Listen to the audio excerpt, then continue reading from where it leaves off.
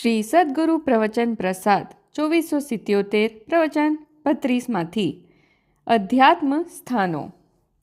જેને ધર્મ કરવો હોય અને શાંતિ કરવી હોય તે જે બહાર પરદ્રવ્ય સામે જુએ અથવા કર્મના અભાવની સામગ્રી સામે જુએ કે પરના લક્ષ્ય મંદ કશાય થાય તેના સામે જુએ તો સ્વપરની એકતા થાય છે.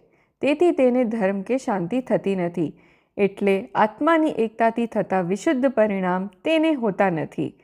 તે સ્વપરની એકતારૂપ પરિણામો અધ્યાત્મ સ્થાનો છે. આત્માથી એટલે કે આત્માની ભૂલથી આત્મામાં આત્માની પર્યાયમાં તે ભાવો થયેલ છે. તેથી તેને અધ્યાત્મ સ્થાનો ક્યાં છે.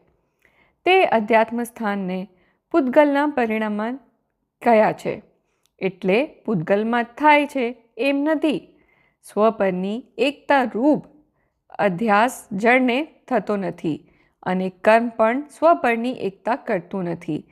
શરીરને પણ સ્વપરની એકતાનો અધ્યાસ નથી, પણ અજ્ઞાની પોતાની પર્યાયમાં સ્વભાવને ભૂલીને સ્વપરની એકતાનો અધ્યાસ કરે છે. સ્વભાવના લક્ષ્ય તે સ્વપરના એકપણાનો અધ્યાસ થતો નથી. તેથી તે પૂતગલના પરિણામ છે અને આત્માની અનુભૂતિ ભિન્ન છે.